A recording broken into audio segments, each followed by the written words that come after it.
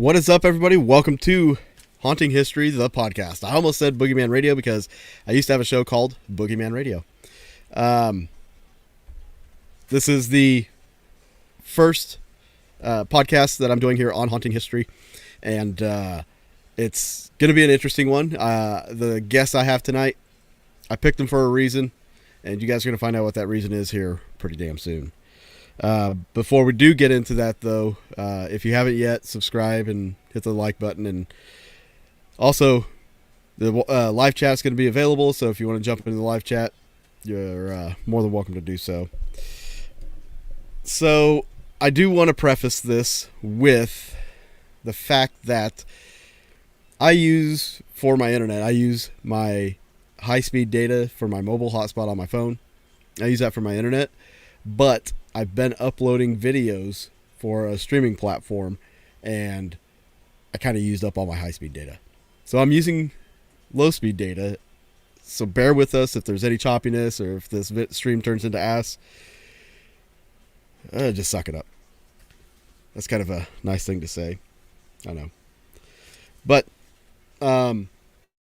also, I do want to say, if you want to see any behind the scenes kind of stuff from any of our videos, some of these interviews and things like that, you could join our Patreon. It is patreon.com/Glidden's Ghost. Also, we have a link in the description for merch, which I just added a few new designs yesterday. If you want to get some merch and rock some badass shirts, or just get a coffee mug or something, I mean, why not? What's up? Are we doing emotional? Emotionally, doesn't show. Full name. And then Rikin's with us. I know there's some people that are probably pissed because the notifications didn't notify them. Rachel will be in soon. So tonight, like I said, I have a very special guest. And the reason he's so special is because he touched my bum. Once. Maybe twice. No, this guy, I met him a long time ago. We've ghost hunted together for years. And now he's no longer in the paranormal field. This is somebody I've talked about. If you watch this channel, if you've seen some certain videos, you've heard me talk about him.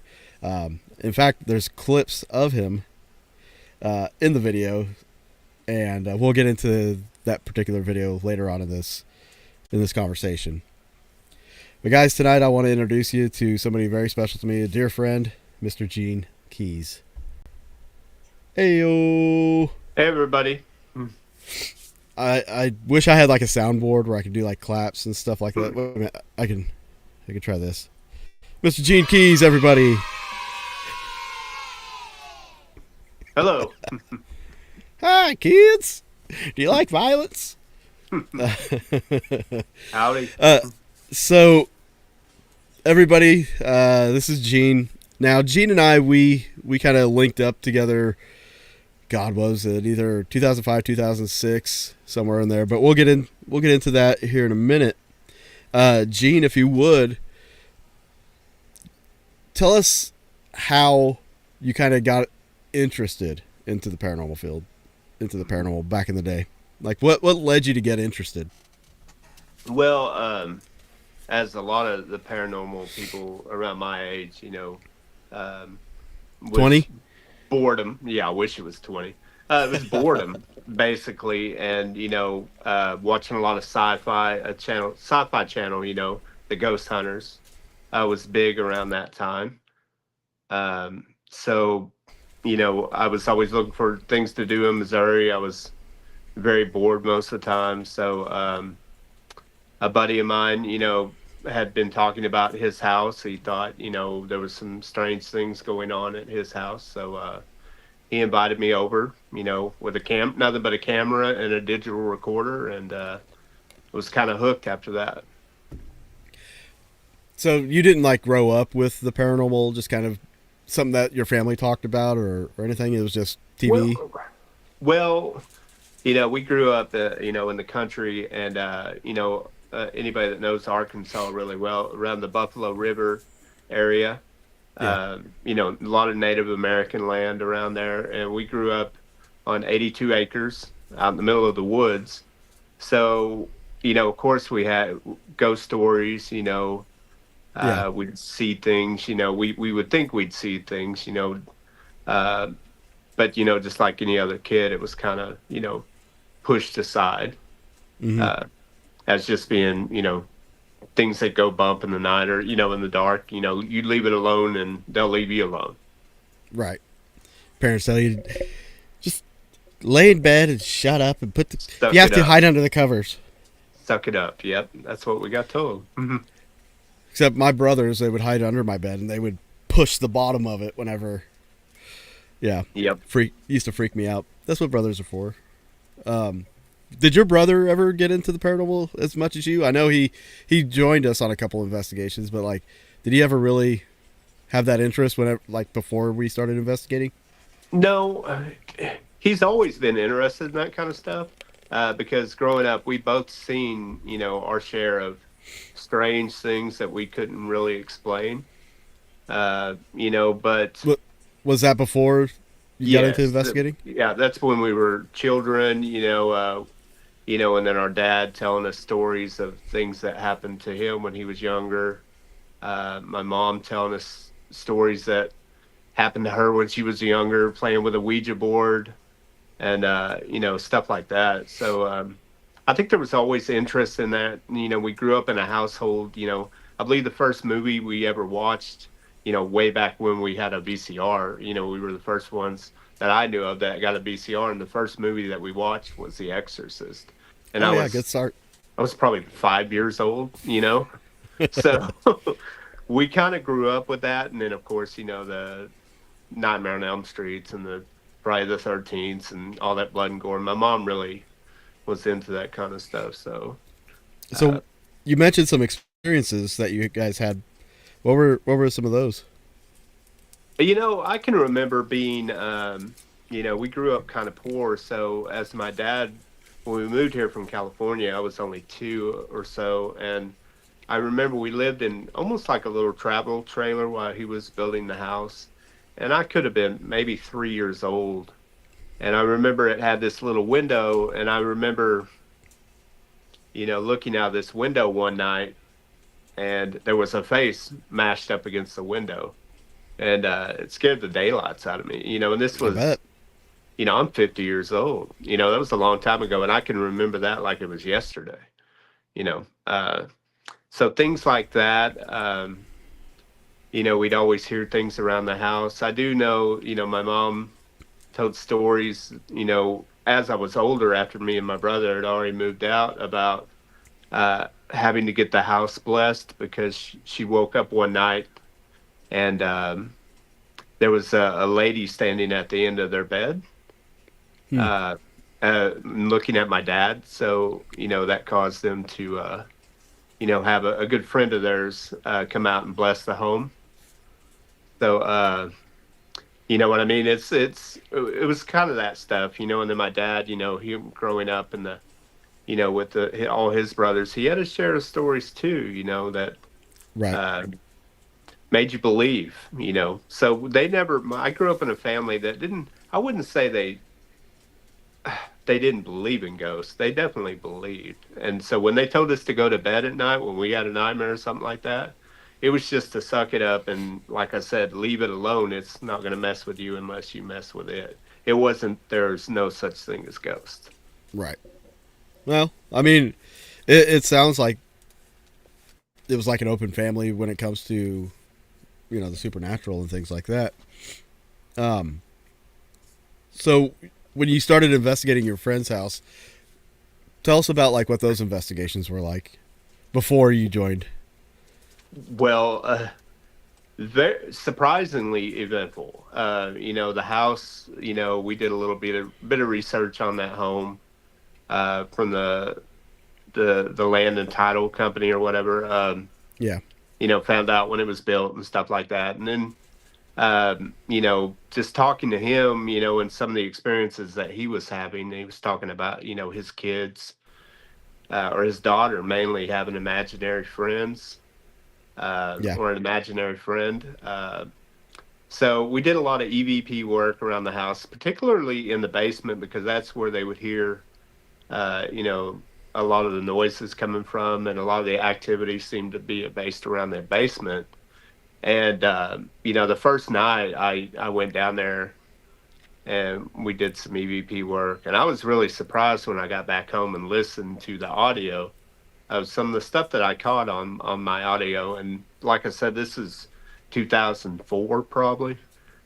So Yeah. the equipment nowadays is much better, but I had some pretty good equipment back then, and for that time, and we caught a lady's voice on there more than once. Didn't sound too friendly. And then, of course, we got the one picture of what I call the girl under the stairs. Uh, Yeah. that Which picture.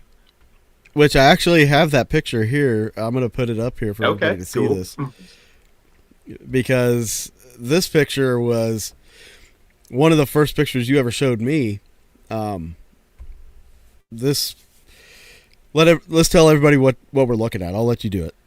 So, as you can see, unfortunately, back then I kind of put a circle around with my computer. So Yeah. that's a circle. It's circling the actual figure. So if you look to the left of that, those wires and stuff that's hanging down, that's an actual staircase. Um, And so it's if you it's look, it's your typical basement staircase where there's no back to the stairs. It's just a platform, yes, platform, platform stacked up. it's yeah, and actually behind that, it's all dug out into the rock. I mean, it's the house is so old. There's no concrete down there. It's all like dirt floor, Right. and behind that staircase right there is it's all dug out rock, dirt, and it looks like it's been dug out and filled in multiple times. But you Yeah. can see right there in the middle. That is actually that black space in the middle is actually a stair rung, and then that white part right above it is her actual face, and then beneath that black part is part of her body. So the stair rung, she's kind of peeking out from over the top of that stair rung. The thing that It, the thing that got me about this photo is what looks to be like red coming hmm from the forehead. hmm Yeah, Like, and it's hard to tell with that picture, but I mean, if it's zoomed in, I mean, you can, and like I said, it's pretty good for back in 2003, 2004, but you can yeah, make out like parts of the eye, definitely. I don't You I don't know, think people realize how god awful our cameras were back then. yes. Um, especially for ghost hunting, because we're always shooting in low light situations, and those cameras, number one, the megapixels were horrible, but like the apertures were not the best either. Yeah. Um, which we've got another photo here in a little bit that I'll show that you captured. Um, but that photo was one of the first ones you showed me, and I was blown away when I saw that one. Um, to be honest, and but it wasn't the photo that made me reach out to you. Um, so before we go any further, real quick, I do want to let everybody know that's watching. If you have any questions for Gene, you can throw them in the chat. At a certain point, we'll take a pause and we'll answer those questions, um, and then we'll keep going. But let me preface this a little bit with myself here. So for me, back in like 2005, my buddy Mike and I we were watching like the first step or first season of Ghost Hunters or something, and we were at Mike's house, and we were kind of like, I wonder if there's anything to this, and we went out and went to a cemetery, and we had our own experience. Um, and then after that experience, I started going online and looking at like hauntings in the area and seeing if there was anybody investigating. And I happened to stumble upon this photo, and I wish I had the photo. It was a photo you posted, Gene, of a helicopter from the park in Neosho, Yes. Yeah. where it had a person in the cockpit of this helicopter, but this helicopter is like mounted up on this. 50 I want to feet off call the it. ground. Hmm. Yeah.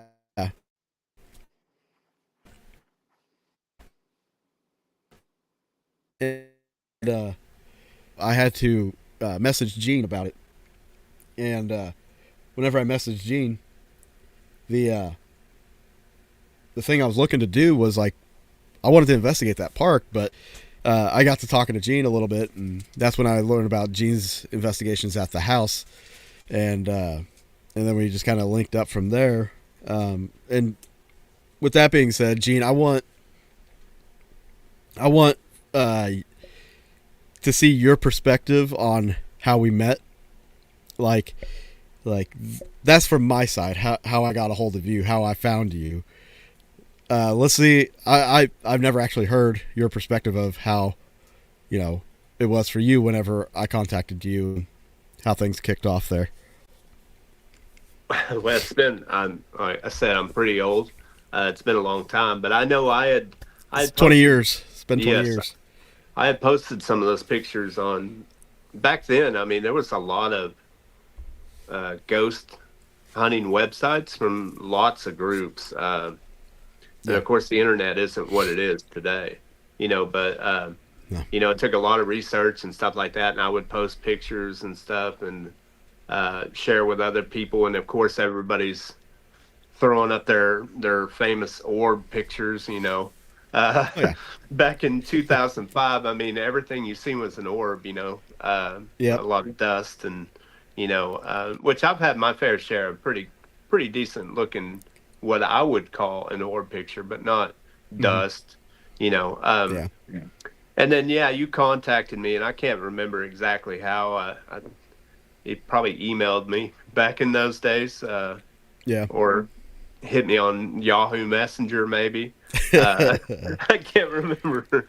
I know I Probably didn't have. Messenger. Could I be. know I didn't have Facebook back then. I don't even know if Facebook was a thing back then. No, it Um, wasn't. so we ended up hooking up, like that, and you asked me some questions about it. Um, and then, like I said, I can't remember a whole lot about, the first time we met. I do know that we got to go to Dan's house and Hmm. do a little poking around over there. Yeah, And you I probably, remember. I remember coming over before we went to Dan's, and you showed us a bunch of like EVPs that you captured out of yeah, Dan's mhm, house and things like that. And that's it right. just, I think it kind of prefaced what we were about to go do enough to. I know we had some experiences that first night. Yes. Yeah, and it's funny that you said you came over. I'm not a people person at all. So for me to No, have you over, and then, of course I was skeptical about you guys, and I'm sure you were about me too. right? But I was excited, to play, audio and stuff for you guys and kind of share those experiences. And I think Yeah, you had went to Gravit Cemetery maybe and done some work out there. yeah. It was a cemetery that this is where I first had my first experience, and this is what led to Mike and I like kind of getting more interested in it, and that's ultimately what led me to finding you and then meeting up with you about and doing the investigation.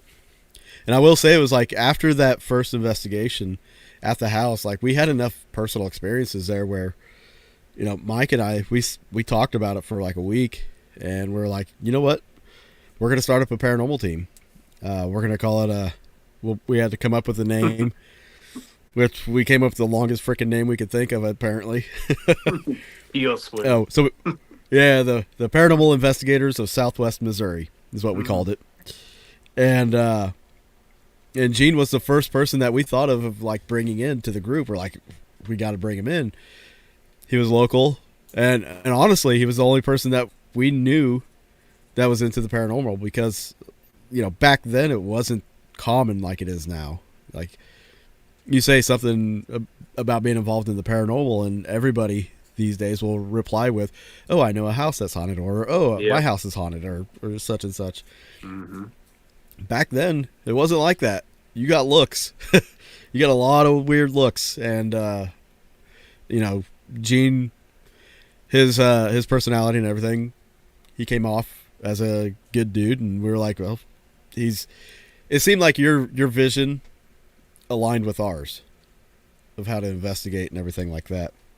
And then we had some memorable investigations over the years.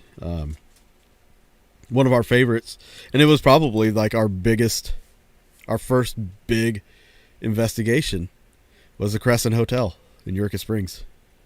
Yeah, good old Crescent Hotel. Now, although this was our first big investigation, I've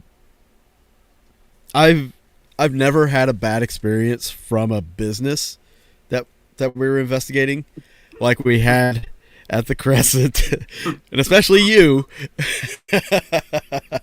Let's talk about that night, that first night. Yes. I can't blame you. No, but you did have a bad experience. Let's talk about that first night. So, okay. I'll let you go through it from what you remember. I'll try to fill in pieces that may need to be in there. Well, like the first night, was that the night that we had some employees partaking, or yes, okay. Yeah. So from what I can remember, we stayed in, was it Michael's room? Michael's room, right? Yeah. And the room next to that was like a linen closet, I believe. Mm-hmm. Yeah. So from what I remember, I had heard stories, even from my parents who stayed in, years and years ago, who stayed in Michael's room, about the linen closet, lights coming on and stuff like that, and hearing noises from next door. I don't remember the exact particulars of that. But anyway, the bottom line is, and you can fill in the rest of the information. We heard some noises next door, and from what I remember going up to the door and trying to do some EVP work, and then all of a sudden the door started shaking violently, the doorknob from the other side, and scaring the bejesus out of me. Yeah. And I said some not so good words, because I have part of that recording. Do you have that recording? I have part of that. When Mike and I went to the studio and recorded a song, we put it at the end of our song. That's funny. The holy fuck, dude. Well, go ahead. Yes.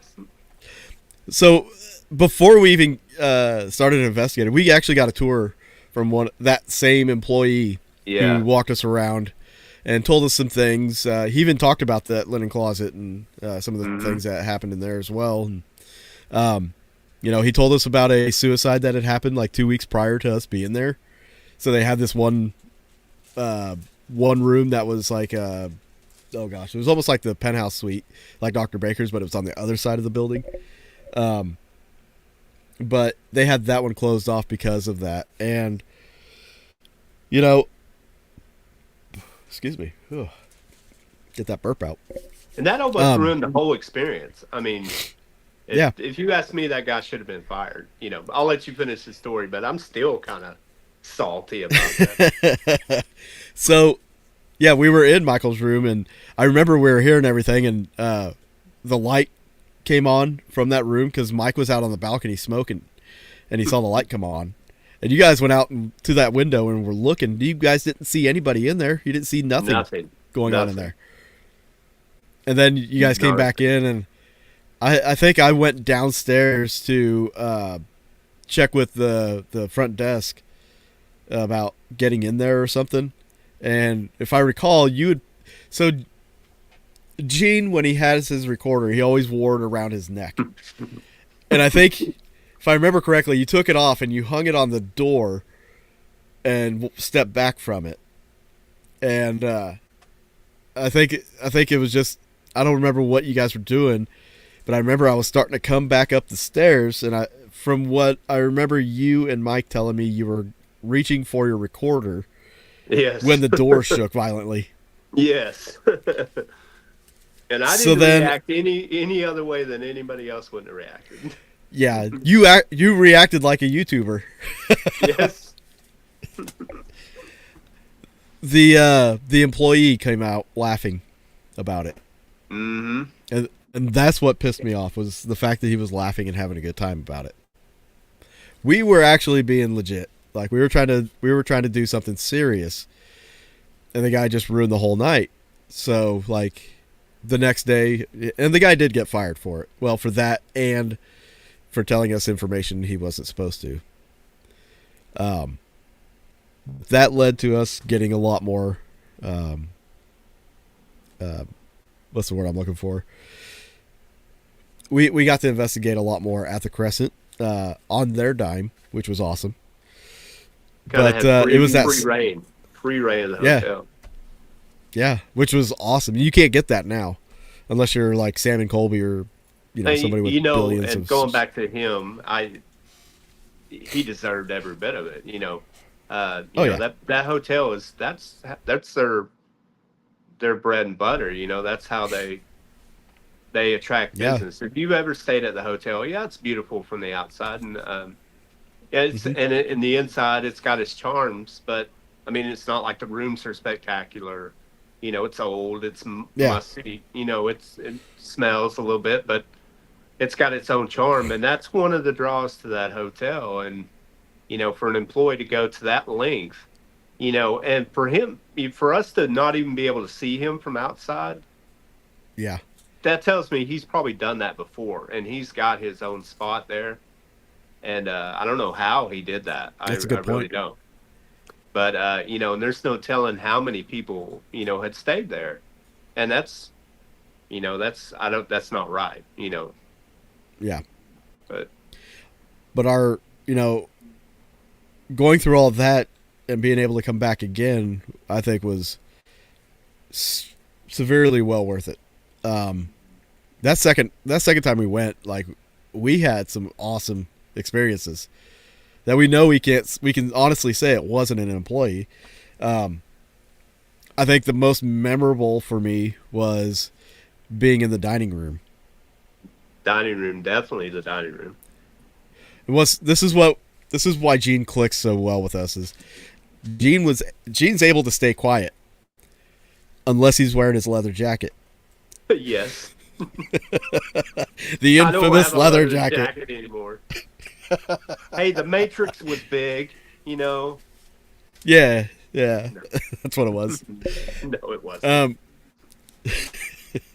So, uh, I'll let you tell about that night, that experience. About the dining room, Yeah, well, from what I remember was, us being placed. I'm pretty sure, and you can correct me if I'm wrong, but it was dark, in the dining room. We Yeah. had everything shut down.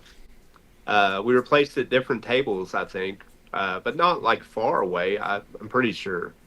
no, And I remember hearing what I thought to be like boot steps, Yeah. somebody walking in the dining room, and which I thought was extremely cool. Because yeah. I knew all of us were sitting down, and none of us were definitely wearing boots. That's the only thing I could Uh-huh. explain it as was, some movement in there and somebody walking when we were definitely the only ones in that room. Yeah, and it didn't happen just one time. Like it was No. like two separate times that when you and I were in there that we heard the walking, Yep. and I remember you stood up and you started snapping photos, Yes. and then we called Mike and Tabby up from the morgue to come into the dining room, and they got to hear the footsteps too. Yes. But that, I don't think, matched our excitement compared to when we found what was on your camera. Yes. The And picture. I happen to have those. Okay. This is the original photo of what Gene captured. I do like to point out to everybody, back then they have different chairs now, but back then they had like these brass backings on the back of the chair. And if you look to the bottom left there, you can see like the brass on the back of that chair. You can see where it kind of curves over. But further in the middle, which I don't know how you got this thing centered. Like that was just Yeah, amazing. it's perfect. It's perfect. Yeah. but you can see the light reflection off of the brass backing of that chair, but it seems like somebody is sitting in that chair. And I did kind of a photo enhancement, just kind of brightened it up and everything, and this is what you see. Is there's a solid That's figure perfect. there. Like a cowboy hat is what I always thought it looked like. You Yeah. know, something with a hat on. Uh, Definitely, yeah, one of my favorite pictures. I still show that picture to people all the time. Matter of fact, I just And showed it to some coworkers yesterday. what was awesome about that was like we didn't know the story about the dining room until the next day. I think we told the concierge about the photo, about our experiences and stuff, and I think they told us, yeah, there's a spirit named Jacob, I think is his name, who Mhm. goes down to the dining room, who's supposed to get married, and his fiance never shows up for breakfast or something like that. It's an odd reason to haunt a place, in my opinion, but nevertheless, I mean, we caught something that kind of corroborates their story. Yeah, and I remember one other detail too. Now, this might have been nothing. I remember thinking it could be something at the time, but if you remember, like the swinging doors, the kitchen doors, Oh uh, yes, you know, because the kitchen was lit up, but it, you know, of yeah. course, the doors were shut, but it still had about a 2 inch gap underneath, and you could Hmm. see shadows back and forth moving through the kitchen. I Um, think that's probably one of the most underrated things about the Crescent mhm. is that kitchen area, because not only were we seeing those shadows, but we were hearing stuff in the kitchen. Yep, yep. As you know, Now I was thinking it's either, you know, something may possibly paranormal or they got huge rats. You know, but I don't think it's the rats. I think uh, there's something you know, either so hiding going from on back us. there. Yes. And this is kind of, you know, and I was going to bring this up tonight, and because I don't think I know I don't have the audio anymore, you know, from the Crescent. But do you remember, everybody knows the Crescent for the cat, you know, they had the Yeah, Morris the cat. Morris. Do you Yes. remember me playing back the EVP of the meow that I caught in the dining room? Yeah, yeah. And I thought I've, that was the coolest because they didn't have any cats at that time. I think now they have a couple more cats, but back well, then, they, they had Frisco, Morris's uh, offspring, with the black and orange face. I don't know if you remember okay, Morris, but Morris, he stayed up in the room with us. I don't remember that. Yeah, he was staying up in the room. Um, But he definitely wouldn't have been in the kitchen regardless, or in the no, dining room. no, because Yeah, the dining rooms they keep the door closed. yeah, Um, I thought that was very strange. now there was one EVP we did capture, and I don't know if I'd be able to even play that on here. Um, but I'll share it on Patreon for folks that want to hear it. There was an EVP we captured that I thought was one of the creepiest, and still to this day I feel like is one of the creepiest EVPs.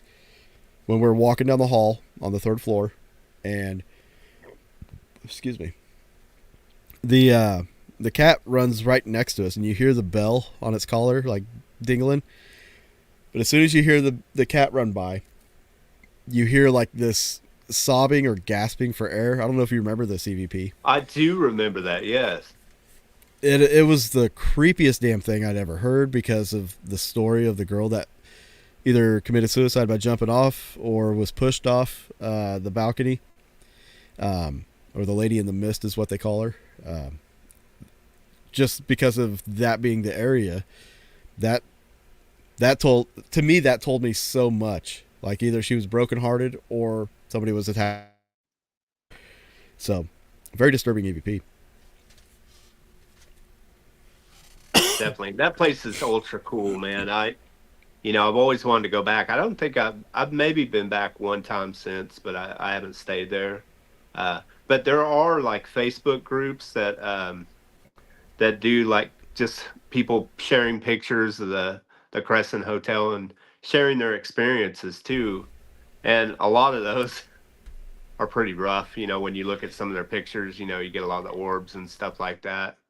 But Yeah, a lot of those comments, people are saying things about the dining room, and that makes me think, you know, The dining room is the main hotspot in that hotel. I think, from my personal opinion.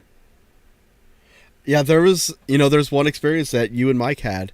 I don't remember if it was that same night that you had a cassette recorder and you had placed it in the dining room, and we left it down there by itself to record. Cassette recorder.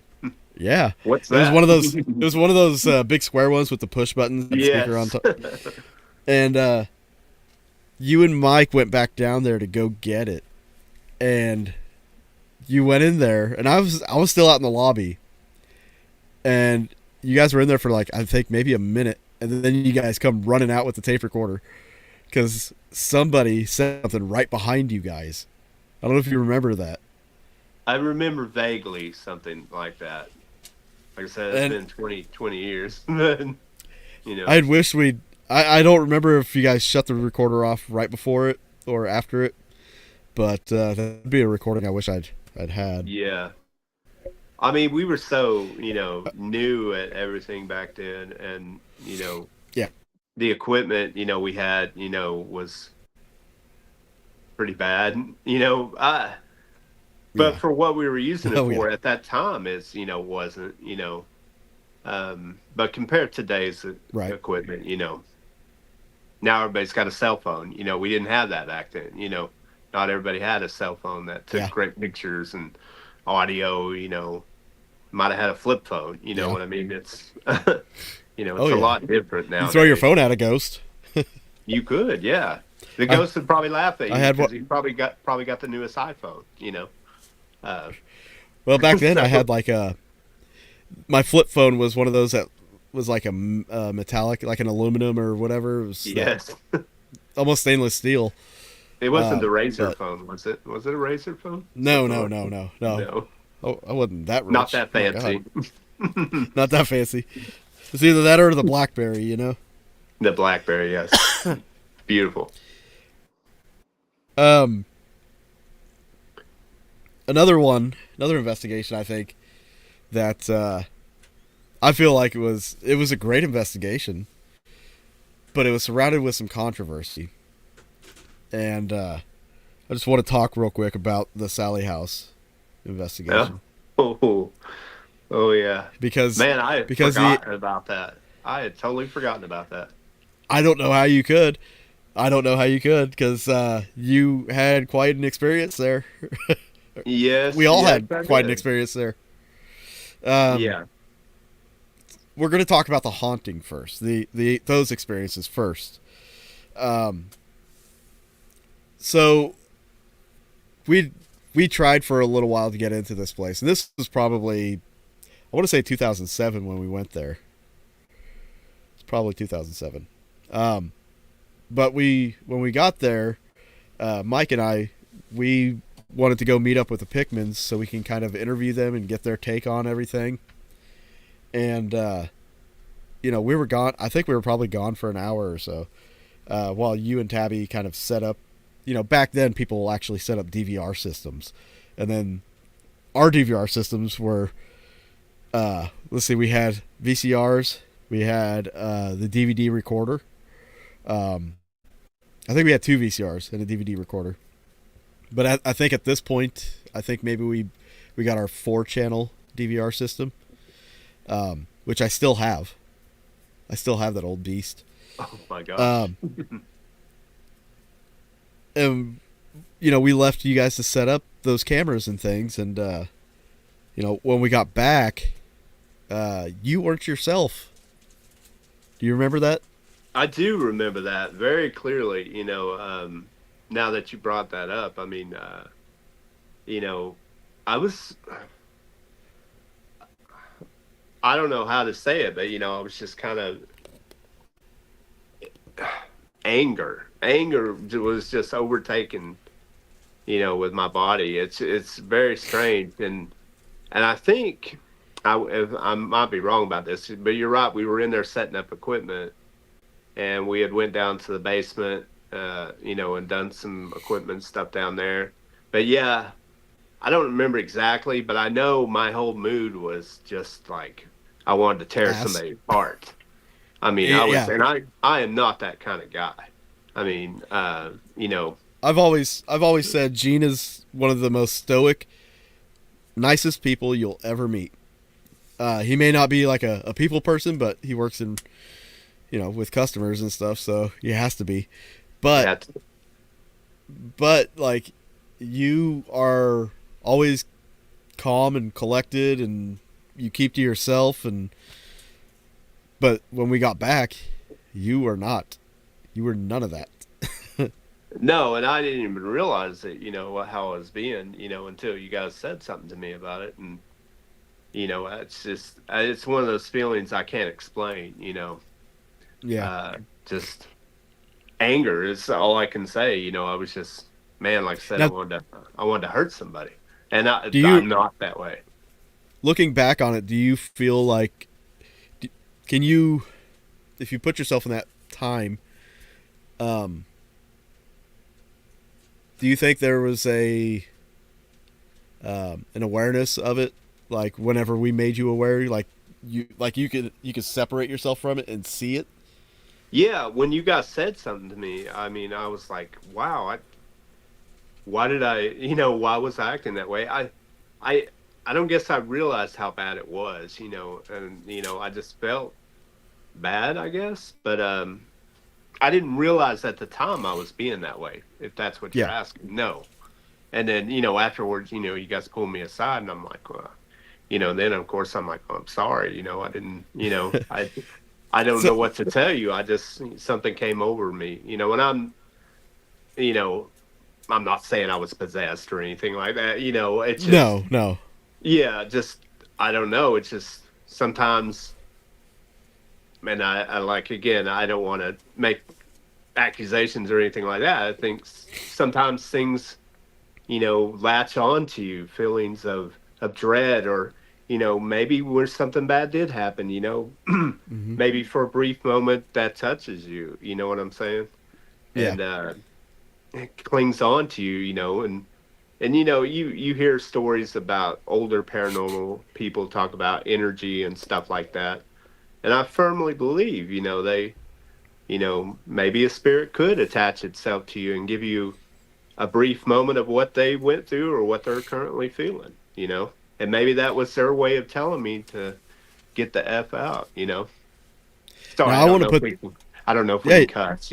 yeah. It's fine. It's an adult show.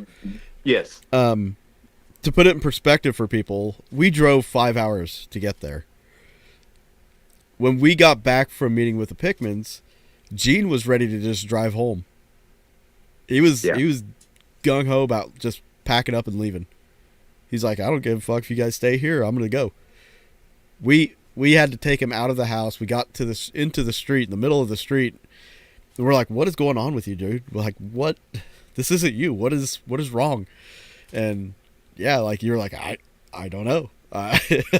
It was to the point almost. I think even Mike said something to where like it was like your face wasn't your face. It was like it was your face, but the expressions weren't natural to your face, if that makes sense.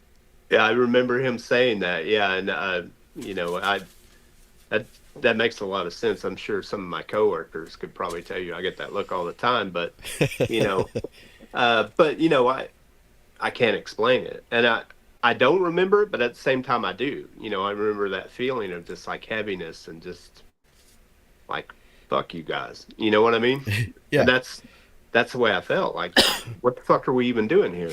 And it's Hmm. funny you say that, because maybe, and I'm just speculating, maybe that's its way of trying to get us out of the house too. Maybe it didn't Possibly. want us there, you know, if Yeah. if there was anything there, you know. Which the events over that night on the paranormal side of things, the events of that night, like I would, after that night, I would 100%, and I still, well, after that night, I would have told you 100%. Yeah, that place is haunted. It's got something in it. Now I'm like, because people have potentially cleansed it or whatever at one point, but now a lot of investigators are still going there. And I'm a big believer in the more you visit a place, the more it becomes haunted. The more people try to interact with the other side, the more they're opening up that doorway for, communication. But that night, I was upstairs. I saw the figure of the girl in the window in the reflection when I took a picture. Scared the shit out of me. But the biggest thing that happened that night, I feel, was this incident. We invited the Pickmans to come along with us on the investigation, and yeah, we caught something very interesting. And I don't know if I should even share this video that I put up like a long time ago, but we'll at least talk about it. So Deborah Pickman goes into the bathroom. If you've ever been to the Sally house, the bathroom's like in the kitchen. So she's in there. We have a camera set up in the dining room area, shooting towards the living room and the stairs and everything. And Gene's sitting on the couch. Was Tony sitting on the couch next to you, or was he like leaned up against the wall next to you? I think he was leaned up against the wall. Yeah, he was within like 2 or 3 feet of me though. Okay. So we all heard a noise, odd noise, and for half of us, it sounded like it came from upstairs. And the whole night, Tony was saying he doesn't want to go upstairs. He never wanted to go upstairs. He doesn't like going upstairs. For whatever reason, he would not go upstairs, even to investigate with us. So ultimately, Mike and myself, we go upstairs to investigate this noise. And then Deborah comes out because she heard the noise too. And she's standing behind Tabby, who's right by the monitor or the TV watching everything. And I've explained this situation quite a bit on this channel, but I want to hear your point of view of the situation, which you can remember. I know it's been a while. Yes, it's been a while, but he was within, like, I could hear him, basically breathing, so he was that close to me. And I want to say he had his hands in the pocket. Yes, his hands were in his pocket. And the noise we heard downstairs, or what I heard, was the sound of like something like cracking, like broken glass or something like that. Yeah. And something like crushing something or something. And I think one of the things that they had always said is, he would get scratched, cut, stuff like that. So he starts to walk. Long story short, I heard this noise, and you guys were distracted. There was a distraction upstairs, so that made you guys leave. And as this was going on, and it's just basic distraction, that's, and then I know enough by like watching magic tricks or playing poker, they try to distract you. And that's look over here while I do this over here. Exactly. Yeah. And I heard this breaking, and I immediately did not take my eyes off him. And he walked over to Deborah. That's her name, right? Deborah? Yeah. Yeah. Or is it Deborah or the bitch? I can't remember. Anyway, so he walks over to her, and the way he's walking, like John Wayne kind of strutting over there, and swaying his arms. And he kind of, if I remember right, he kind of brought his arm to where, like, she could see it, Yeah. And then, and then he already looked down at his arm, and she's like, "Oh my God, you're bleeding," and he's like, "Oh, what?" Oh, what? The worst acting job you could ever imagine. And I'm like, immediately, this is horseshit, Yeah. And then, that made me mad. That probably made me as mad as what happened earlier, Right. Just because I knew right then. Do I think there's something going on in that house? Most definitely. Do I think the Pickmans do they have anything to do with it? No. Do I think they're scam artists? My opinion, yes. That's just my opinion. But I know what I saw with my own 2 eyes. Right. And he had something in his pocket. It's obviously he'd done it before, and he had some blood on his hand. Nothing scratched him. He didn't, Mm-mm. like wince in pain or anything. Like nothing came He up didn't to him to act. scratch him. He didn't No, act about the scratching. He wasn't like, ah, fuck, something's scratching my hand. exactly. It's just out of nowhere. Blood just doesn't pop out of your hand like that. I mean, come No. on. It's Um, horrible. Horrible act. and I think in that situation, the most damning thing for us, because we were there, was Deborah pretty much told us what the noise was. What it was her phone had rang, and it was her kids calling her, Yeah. and she had a specific ringtone for her kids, and this is what she told us.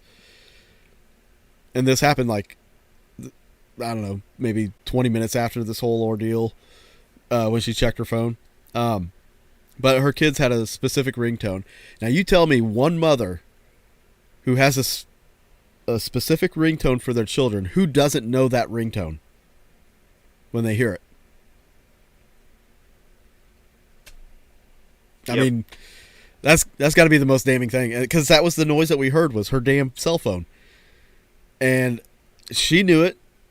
She had to have known it. Tony had to have known it. Yep. I mean, but I'll let you guys vote in the comments if you want to see the video I threw up about this. It shows all the bad acting and shit. If we get enough comments on there, like, show it. That still I'll show makes it at the end. it still makes me mad. I mean, if you ever saw like what's that show that used to come on? I don't know if it still comes on. A Haunting. They did an episode of the Sally House.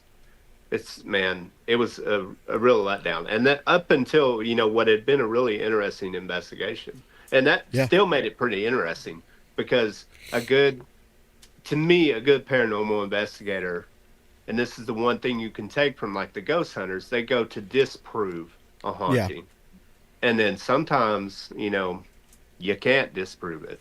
But in this case, they made it pretty easy to disprove themselves, not so much the haunting maybe, but themselves. And they should be ashamed. They should be ashamed. I've always said that, I believe that the place was haunted, but I felt like the Pickmans were exploiting it. I think at the time we did the interview, she was talking about they had the made-for-TV movie, The Heartland Ghost. Deborah was writing a book. Yep. And they had even told us that they switched religions too, which that was a big what kind of thing for me, because they were like, oh yeah, we used to be practicing Catholics, but now I forgot what the hell she said. It was something like Wiccan or something like that. It's like, okay, that's weird. That's a big jump. Maybe they hooked up with a guy from the Crescent Hotel and formed their own paranormal team. Or just somebody from the Eureka Springs area anyway. Yes. But like, but that to me, like, that says a lot to me about like why it would be just them that were experiencing that type of haunting. Why wasn't it the owners before, or I think somebody lived there after them for a short period, but you never heard anything about it. Nobody else got attacked like that. Yeah, and I will say, I had the experience. I think we caught a pretty decent EVP in the basement. You got a great one. In the basement, right? Yeah, saying the basement. Yes. This was when we first got there, and we were unloading. And again, for everybody that doesn't know, Gene used to wear his recorder around his neck, so it's on him at all times. And he walked in, he was putting a bag down or something, and there's this voice that comes over that says, the basement. And it's a female voice. A female voice, yeah. That Loud was and clear. Plain as day. Yeah. Plain as day. And again, I'll put that on Patreon after the show tonight. For anybody that wants to hear some of these EVPs, I'll throw them up there. I've got a few people that are like, show it, I want to see. I visited, and let me put this on. Didn't feel anything. I felt like all the old houses I grew up in and now tore down.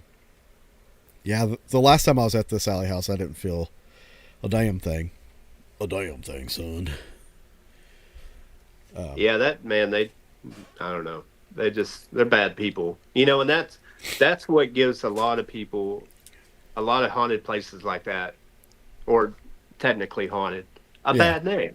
Oh And yeah. it's like they're trying to turn that whole situation, that small little house, into the Amityville or something like that. Amityville haunting. Let me get my own movie deal. And Yep. that's an embarrassment. You know. Oh yeah. And so I got a fun story for you. Um, you know who Dustin Perry is? Yes, from Ghost Hunters. Yeah. So last year, it was at Kansas City Paracon, and Dustin Perry was speaking there. I wasn't in the room, so I didn't get to hear it because I was manning my own vendor booth. Um, so Dustin was speaking, and the Pickmans showed up, and the Pickmans went to like three of the guest speakers' presentations, and Dustin didn't know they were sitting in there, and he started talking about the Sally House, and he literally called it bullshit. That's what he said right in front of the Pickmans. He's like, everything about that is nothing but bullshit. It's a bunch of made up shit. And he turned around. I guess he didn't realize the Pickmans were there, and I don't think he would have cared, honestly. But That's hilarious. yeah, a friend of mine introduced Dustin to the Pickmans afterwards, and Deborah wrote a thing saying, "Oh, it was a great Paracon. We loved the speakers that we watched, all except for one." I'm like, go Dustin. He's a good dude too. If you ever get to meet him, he's an awesome guy. Um, let's see. Is there any other locations that stand out to you from our investigations before we get into the last one? Well, I know it's probably going to be the last one, but probably my favorite haunted, or sorry, I keep saying that. My favorite place that we ever did, probably my favorite, would be Newtonia, Oh, Newtonia. Yes. Civil War Cemetery. Yes. Lots of fun. Probably one of the only places we ever went to that actually kind of terrified me a little bit. And it's Really? not because of having like experiences, except other than like really extreme cold spots, and Yeah. but just places that I felt like, when walking around doing EVP work, or that like there'd be like a bush or like a bushy area there, and something would tell me not to go back there, Right. I and think I I know did. what spot you're talking about too. Yes, I wouldn't do it, man. It's just I get chills just talking about it now, and that it takes a lot to scare me. It takes a doorknob to scare me. I mean, come on, you know. It takes, but Newtonia is a beautiful place. I mean, it's creepy, man. Oh yeah. It's sad. It's very sad too, but I think to me, like the one favorite EVP we ever got from me was out of that. I actually two. We got the one that's saying the name, and then the cannon fire, and Yeah. that was so obvious. That was a beautiful EVP. Both of those were Yeah. beautiful. And you introduced me to that place too. You had found this place. You're like, hey, let's check this place out. Let's go out here. I can't We even went out remember. there, I think I heard about it on some forum somewhere. I think, and that's what made me think which about is it. We went. surprising. I mean, everything about that place was creepy. You pull up, Yeah. not to mention like what the Ritchie Mansion, Yeah. but you pull before you get to the cemetery. For one, there's a crossroads, like an Hmm. authentic. I think back then it might be paved now, but it was dirt road back then, like a crossroad, like Yeah. sell your soul to the devil crossroad right here, and Yeah. then you keep going, and it's a dirt road, and then all of a sudden the trees start like coming in, like you're going down a tunnel, and Yeah. it's man, it's so creepy. And then not to mention the horrible things that went on there with you know Yep. everything else. It's a creepy place, man. Beautiful in the daytime, creepy as hell at night. And normally I don't get that way about cemeteries. Cemeteries are usually pretty peaceful places, but that one's is good. Yeah. The drive down to it, like just following that little dirt path or whatever to get to it, it was a mood setter. It really was. I remember there being a night that I took my mom out there with you, and we were hearing, like with our own ears, we were hearing cannon fire or gunshots or whatever it was, like just booming across the sky. Hmm. And that I've never experienced something like that anywhere. Hang on a second, my daughter's asking me for a drink. Okay, right there. Yep. Um, but yeah, Newtonia is an amazing place, historically even. I covered it on Haunting History. If you guys want to check that out, if you haven't seen it, look up the Newtonia Cemetery, or old. I think it's called Old Civil War Cemetery. Hmm. They've done a lot of good work out there now. They pulled up a lot of the iron crosses and stuff, and they actually put up the granite crosses that say unknown across them. So like, even though the people aren't getting their names, they're getting an actual stone. So that I think is like pretty damn awesome. Well, I heard after we went Real out quick, there. I'm going to mention for everybody watching again. Oh, sorry. Hmm.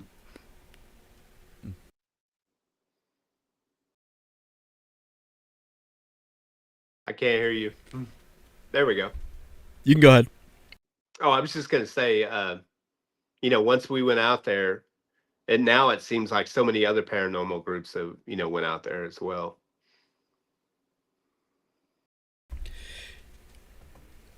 Yeah, there was. I remember there was a night we went out there, or I don't know if it was with you. I know it was Mike was with me.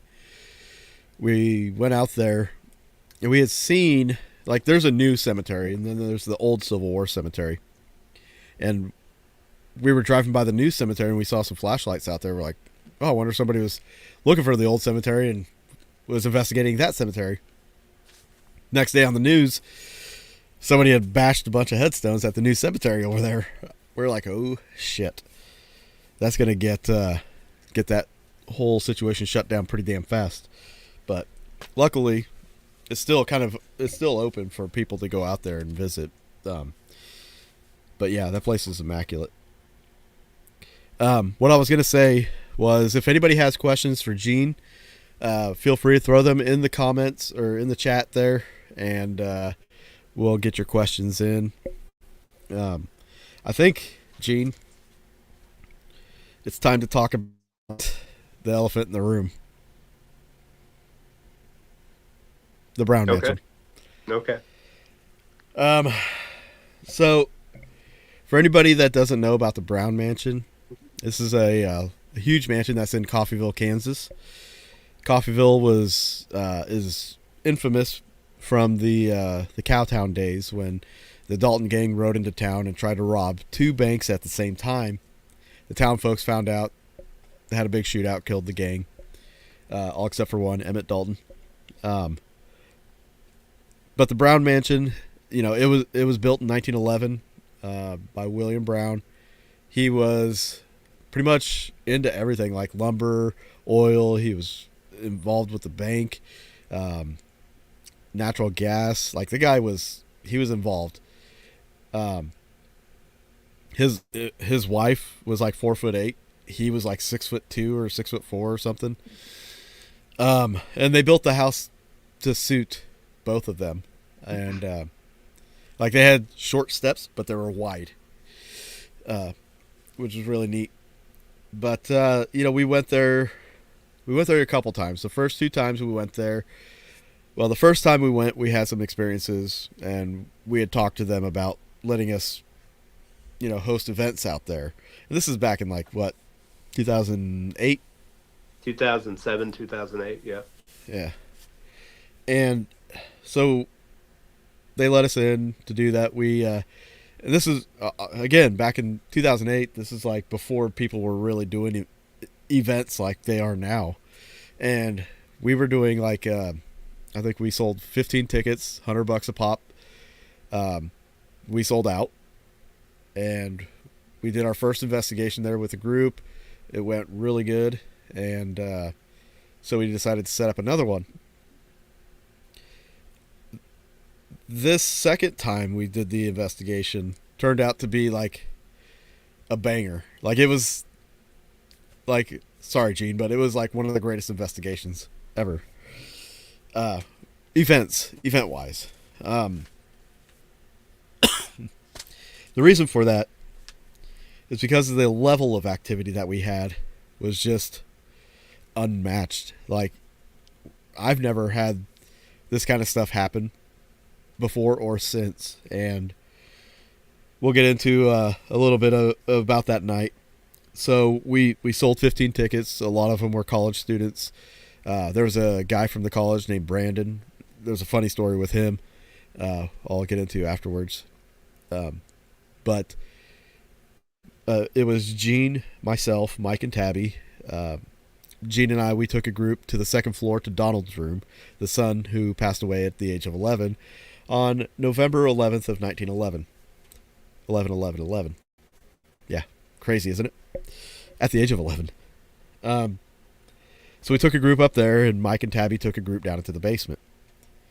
I had a little Sony Handycam. I was kind of recording a bunch of stuff. And, excuse me, demon's coming out. So, as I'm recording our group, like, nothing's happening. Like, it was just piss quiet. And I'm like, I'm going to go down to the basement and film Mike's group for a little bit, and then I'll come back up. So I go down to the basement where Mike and them are in the middle of the basement, and for about 40 minutes, they're getting communication through knocking. Once for yes, twice for no.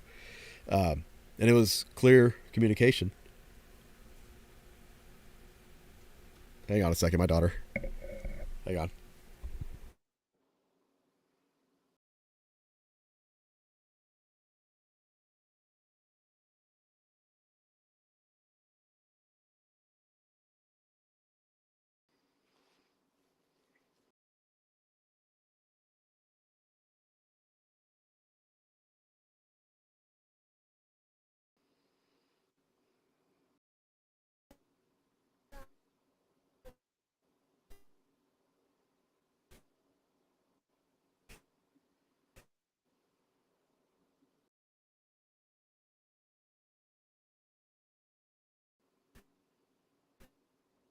Uh,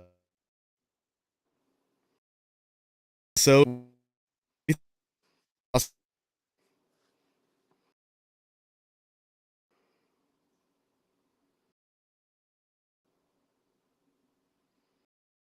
think we lost you, David.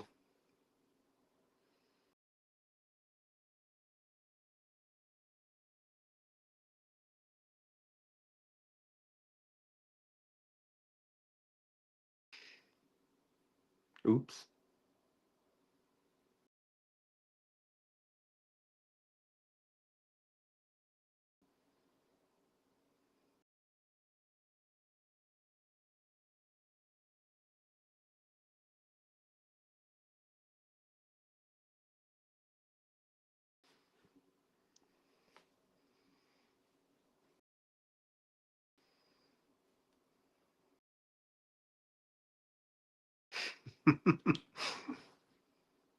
I'm the best. Mm.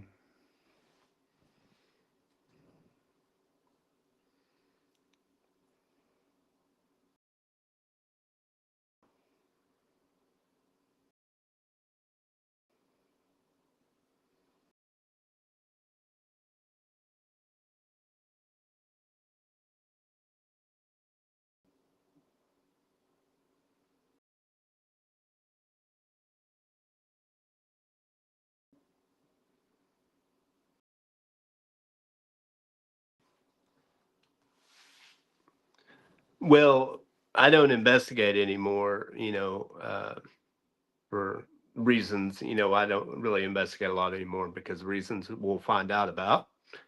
But, the last place I could say that I honestly did was my boyhood home.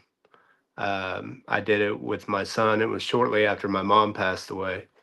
And she passed away not well. She didn't pass away in the home, but, for months and.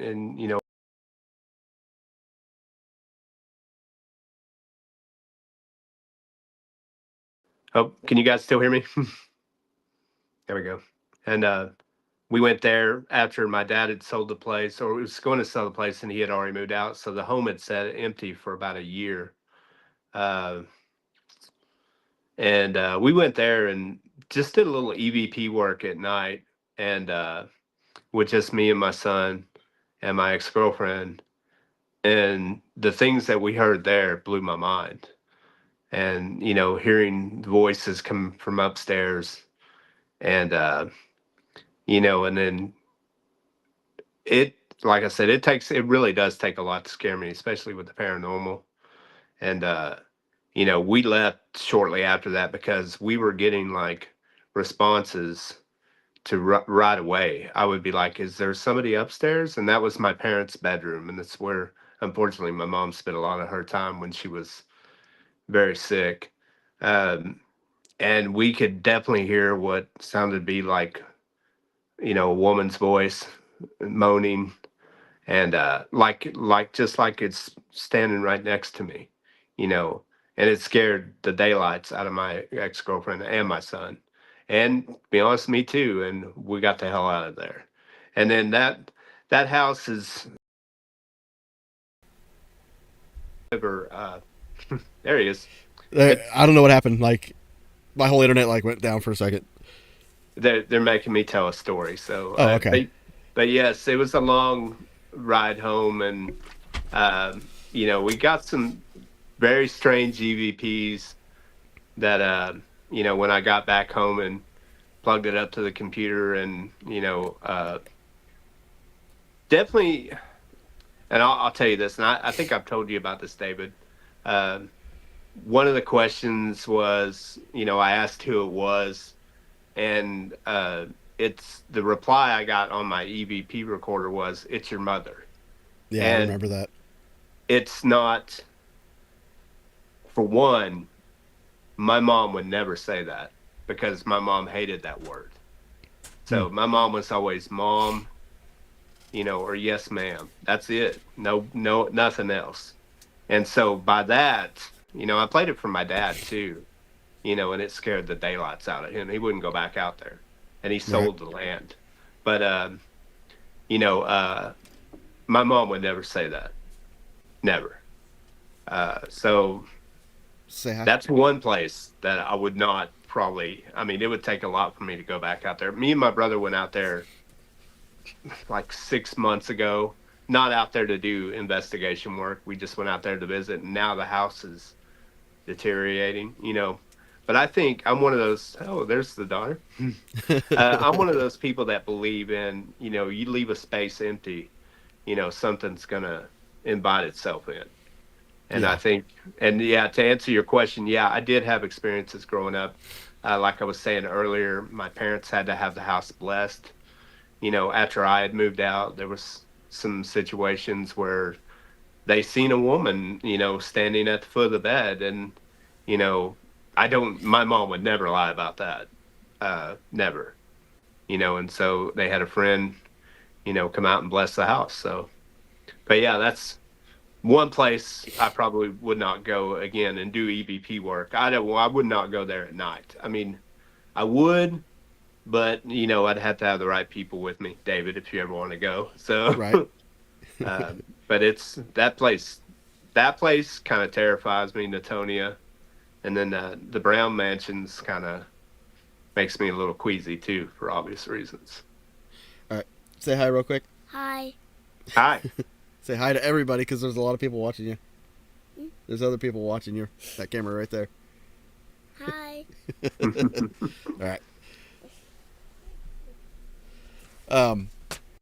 Yeah. So let's get back into the Brown Mansion here because, like you said, there's a big reason for it. I don't remember where I was at when I got you cut were off. you went down to the basement because they were getting Okay. communication by knocking. Yeah. So, uh, I went down there to film it, and I did get some video of it. Which, if you look on the Brown Mansion video that is on YouTube here, you'll see some of that footage. But the knocking got so concise that I took one of his group members, and we went up to the first floor above them, and we sat there, and we were hearing the knocks 10 feet in front of us, and there was nobody there. And we sat there for about, I don't know, 15, 20 minutes listening to the knocks and everything, and then I could hear Gene upstairs trying to radio for Mike, but he wasn't getting through.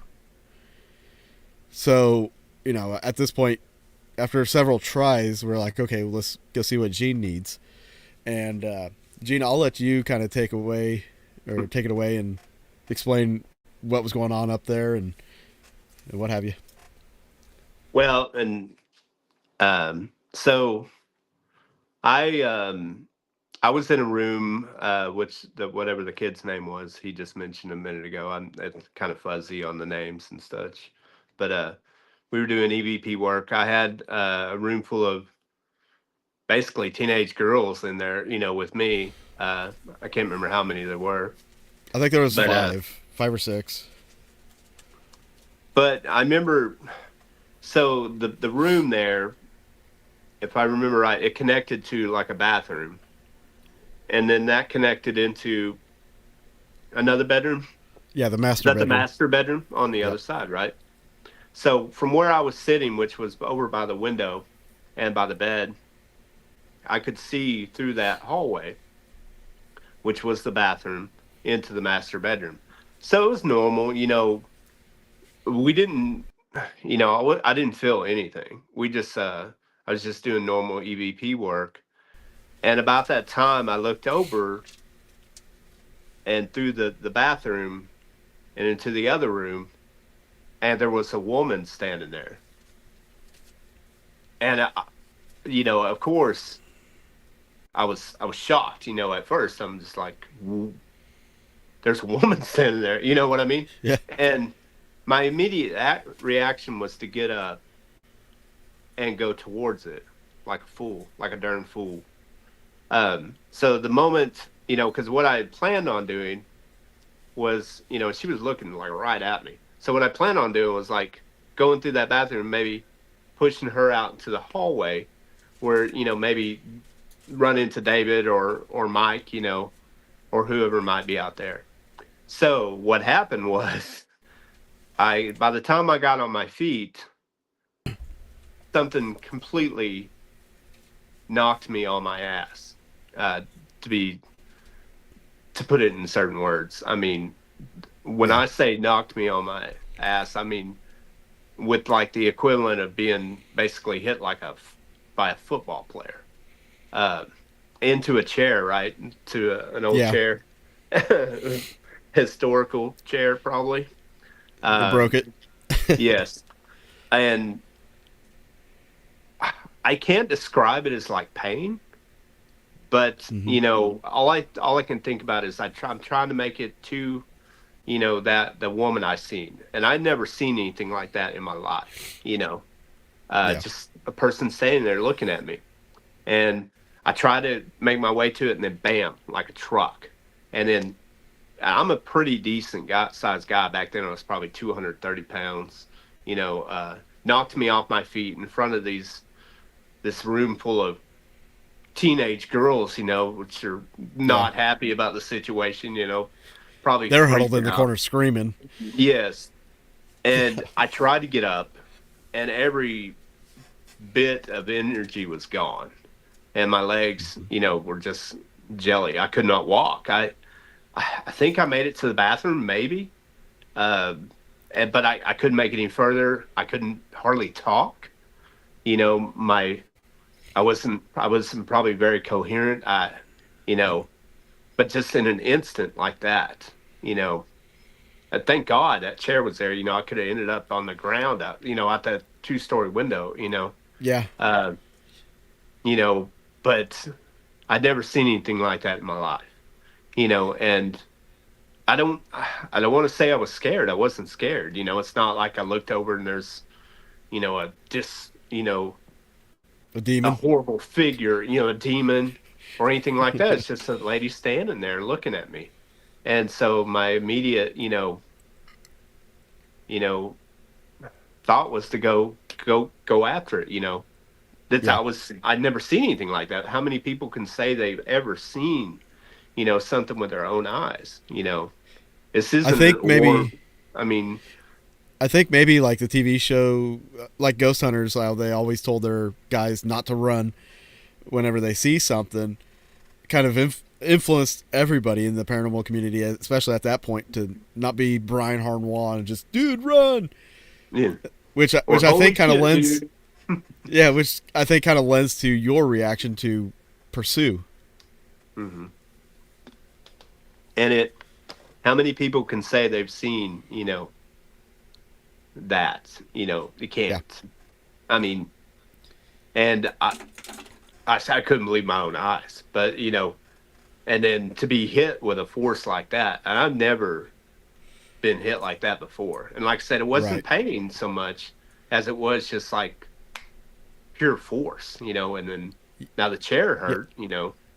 yeah. Um, I was gonna say I think probably whatever broke your fall probably hurt worse than whatever yeah, hit you because you didn't appear to be in pain or anything. So no, no. Matter of fact, I tried to get up and I couldn't yeah, walk, you know, yep. We had and to help you up and get you seated in a chair because you were falling. Like the way I describe it to everybody else is you look like a punched out boxer, like trying to get up off the mat, yeah, and you were exactly, falling over the bed, falling all over exactly. yourself, and I think I almost fell in the bathtub. If I didn't fall in the bathtub, it was just I don't know how else to say it, a traumatic experience. It's something I'll never forget. And I don't talk about it that often. I told this no, story a couple of nights ago to a couple of coworkers, and it's still, man, it bothers me. And yeah, I think about that all the time. Every time I come around a corner and catch my own reflection. I think you about get a that kind little of stuff. jumpy. You know what I mean? Yeah. Because I've Yeah, always felt, I'll be honest with you, and I've told you this before, I've always felt a little sensitive to stuff. And I'm not like talking about mediums, I can't read the future. I don't believe in that stuff. right. But I think, you can feel those presence, around you.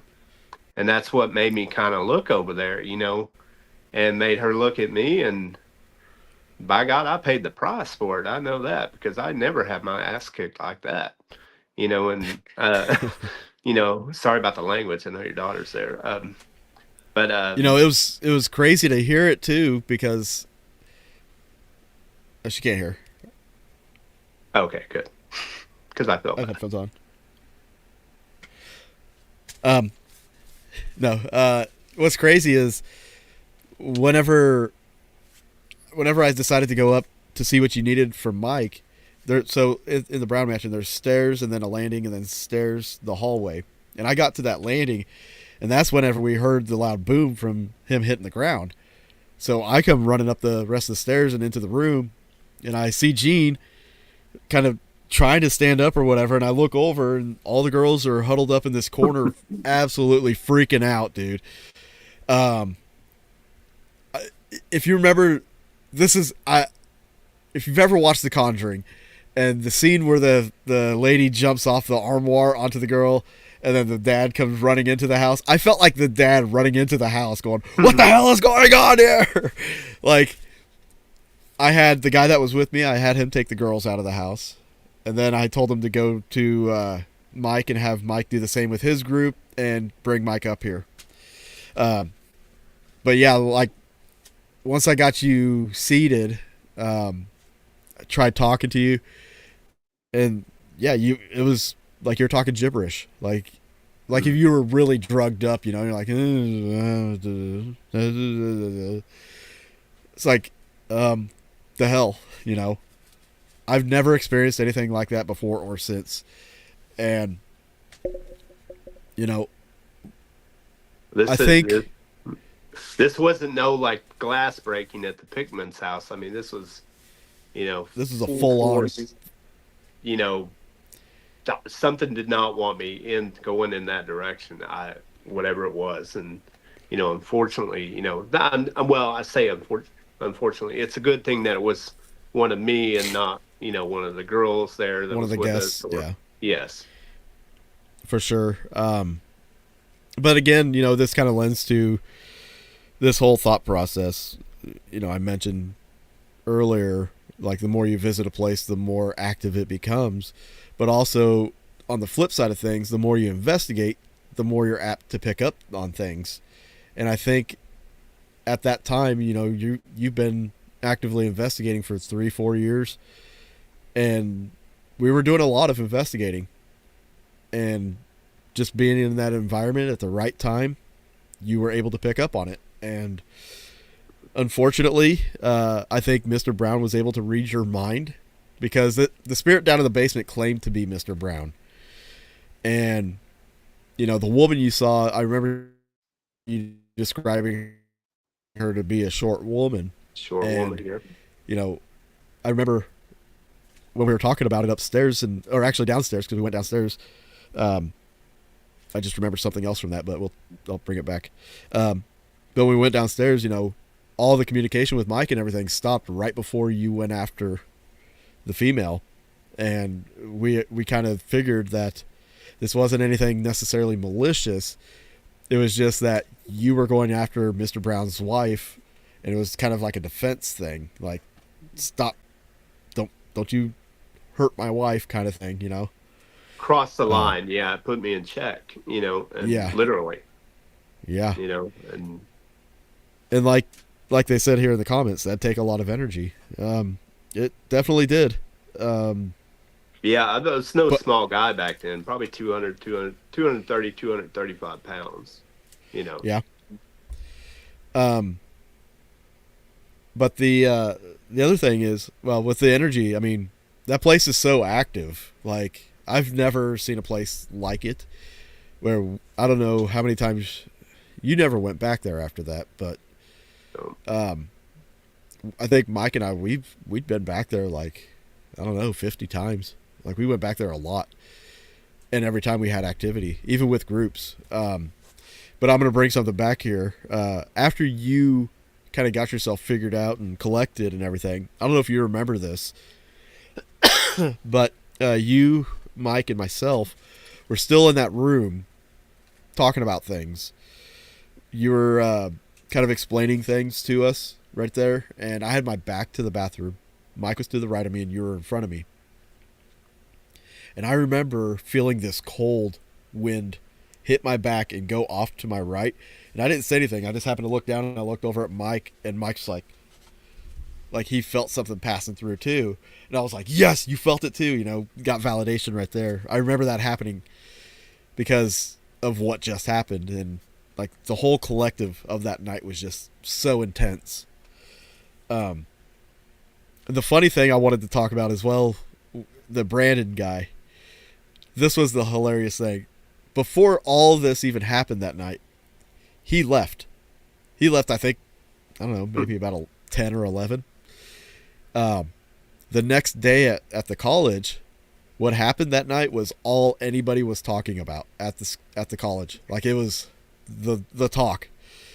And we kept doing events and stuff like that there, and we sold out a lot. I think we ultimately raised about $13,000 for the Brown Mansion, which I don't know if you remember, down the far hallway on the second floor, there was a room that was closed off that they were working on.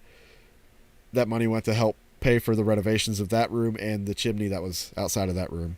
So we actually did some really good stuff there. And a new chair, hopefully. Yes, they did get the chair replaced or repaired. But the Brandon guy, that's all he heard about when he went back to the college the next day. And after that, he never missed an event. Like, he probably went to like 20 events in a row. And the next event, he was hoping to experience some activity, and we got to watch a door shut on its own in the kitchen, which was the one that led to the back stairwell. So that was pretty awesome. So how much of an impact? I know it had an impact on you after that, because like, it seemed like you changed a little bit. So how much of an impact did that experience have on you going forward? Well, I don't think I went on many investigations after that. you know, it I don't want to say it was a negative experience, Right.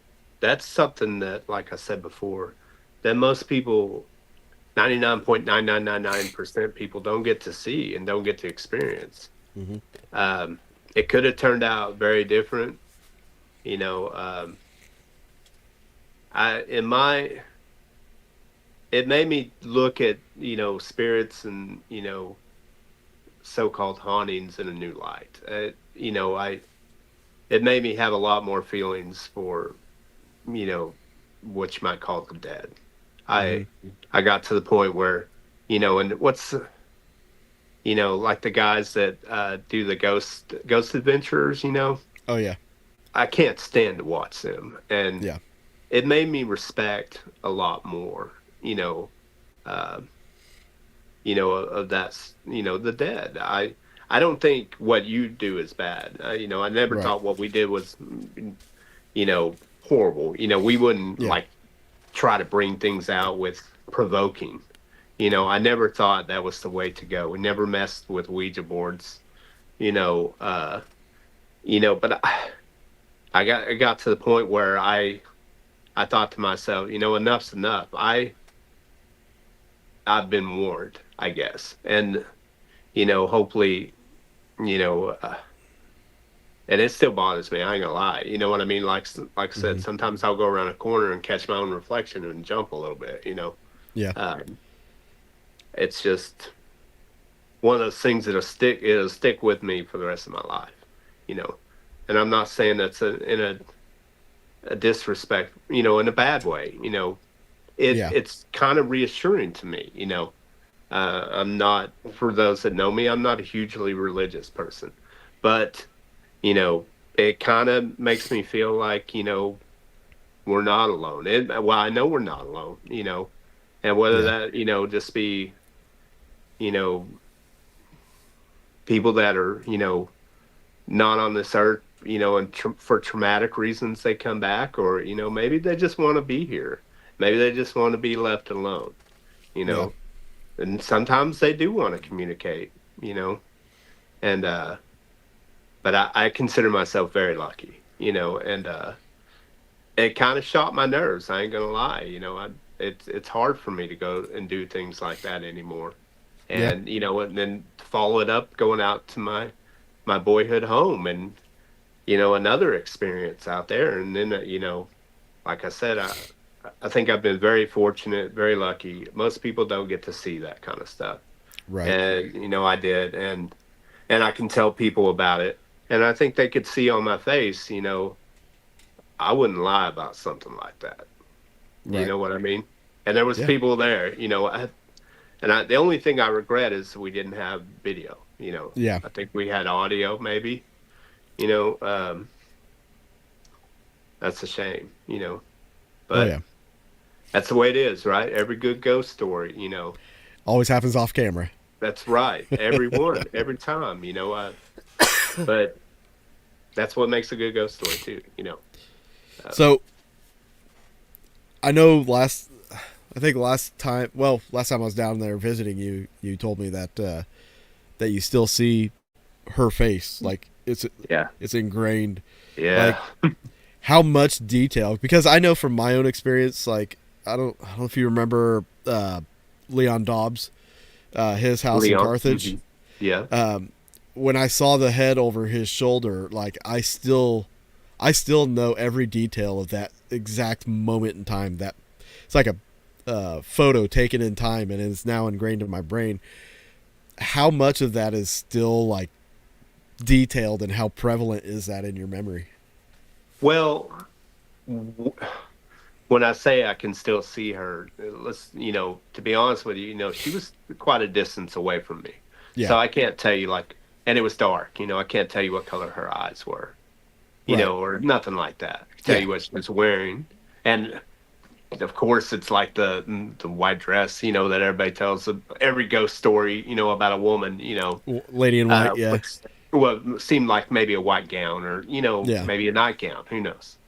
But, I just see, I don't even know how to explain it. Maybe like the facial features, like the black eyes, that Uh-huh. you see in like horror movies. I experienced that in real life.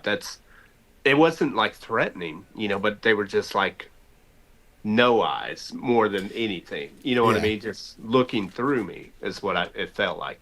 And sometimes, yeah, you're right. When I go to bed at night, I have these dreams, and it's very unsettling, and I Yeah. like a good nightmare. I love a good nightmare. I watch zombie shows all the time, and I'll go to bed and have a good nightmare. And but when I think about stuff like that, it's not so much fun anymore. And I'll be up at 5 o'clock, or not 5 o'clock, 3 o'clock in the morning, trying to Yeah. stay awake. It's not so much scary as it is, the realization that, maybe that person followed me home. You know, I think Yeah. about that a lot too. A part of me stuck with that. A part of Yeah. them stuck with me. Like a S- trade of energy yeah, in exchange. I'm more terrified of. I don't want to say terrified. That bothers me more. She does than me getting hit Yeah. and landing on that chair. I mean, that doesn't bother me at all. Yeah. I didn't see anything. I felt it. But Right. with her, I mean, just looking right at me. I mean, and I could You're just tell because just the black of the eyes is all you could really see, and the cheekbones, and that's a scary feeling. so in your mind, do you feel like having that kind of experience kind of gave you some either answers or closure on some of the questions you had about the paranormal going in? Like, I know for me, up to a certain point, I had questions that I wanted answers for about the paranormal, and at a certain point, I felt like I satisfactorily got those answers I was searching for. For you, do you think at that moment that possibly gave you some answers? I don't think I I don't think I got any answers because I've always believed in the paranormal. I mean, to Right. me, it makes perfect sense, and I've seen things like I said, growing up, and you know enough to make me kind of a believer. Right. Um, I don't think that Well, I mean, like there's through your investigations, like the time, yeah. whole Oh, time of yeah. investigating. Yeah, I definitely, it's real, man. And you hear people all the time, oh, there's no such thing as a ghost. Okay, whatever you say. Yeah. Um, all I have to say is go on one of these investigations. Open your mind. You Yeah. know, open your mind to why wouldn't there? It's like saying there's no aliens. Why wouldn't there be aliens? That's the way I feel. We're Yeah. here. Just because you don't understand what a spirit is doesn't mean they're not here. I mean, it doesn't make them evil. You know. Yeah. There's always a possibility, and we're finding out new things in science every day. Like now, there's new theories developing. Like now, there's a theory developing about our consciousness. Our consciousness is not within our brain; it's all around us, and our brain is just a filter. Um, which is something I can get into later. Uh, it's a long thing. Sasquatch. Don't forget Sasquatch. And Sam Squatch. Mhm. Sasquatch. Um, do you think in some way that the paranormal had an effect on your personal life, like while you're actively investigating? I do. Around 2007. Well, 2007. My mom passed away. Yeah. Um, me and my girlfriend split up. We were Hmm. living together. For a long time. We were going to get married. It's a pretty traumatic, time in my life. Plus all this going on. Plus I had a stressful job. Uh You huh. know, so yeah, I think you know I wasn't quite the same. You know, uh, the same person. I don't think I've ever been a mean person. Just No. maybe a little disconnected sometimes. Yeah. And and I've changed a lot since then. I used to be a people person, and I don't want to say it's because of the experience I had at the Brown Mansion, but it kind of fits in there. That and a combination of Yeah. a few other things. Sure. But I used to be a people person. I'm not anymore. Even though I work in customer service, Yeah. but you know, I don't blame any of that, for the way I am. But I definitely I definitely am a little more skittish now, I guess. Right. But I love doing that, you know that. I mean, Oh yeah. and it was hard for me to just kind of walk away, but I feel like I didn't have that nerve anymore. You know what I mean? And Right. every little thing would, make me jump, or you know what I'm saying? There for a Yeah. while. I'm not that way anymore, but Right. you know, and then I might overthink things too. I might take something and make it take nothing and make it into something. And that's not the type of investigator I wanted to be. Right. You know. Which is fair and valid. Um.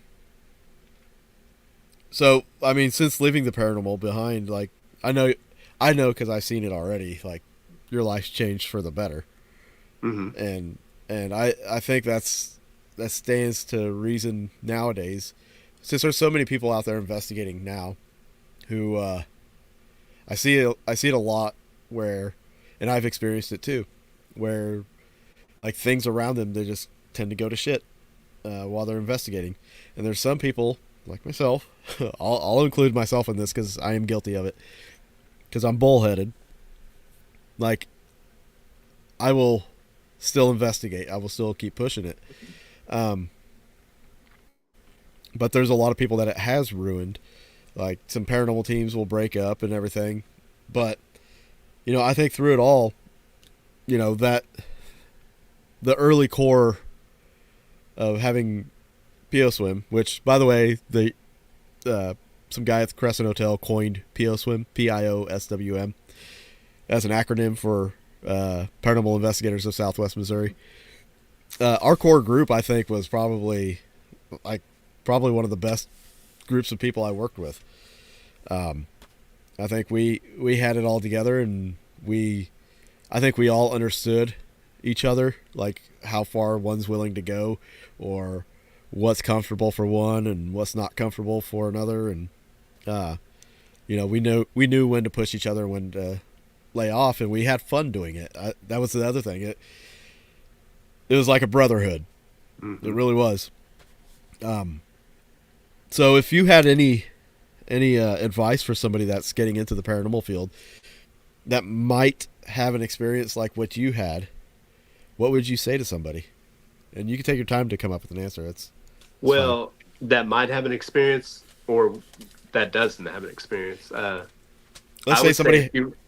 if you're Let's going to go go ahead. ahead. Sorry.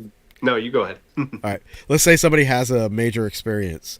What would you tell them uh, in regard to their experience, like how to handle it, or whatever?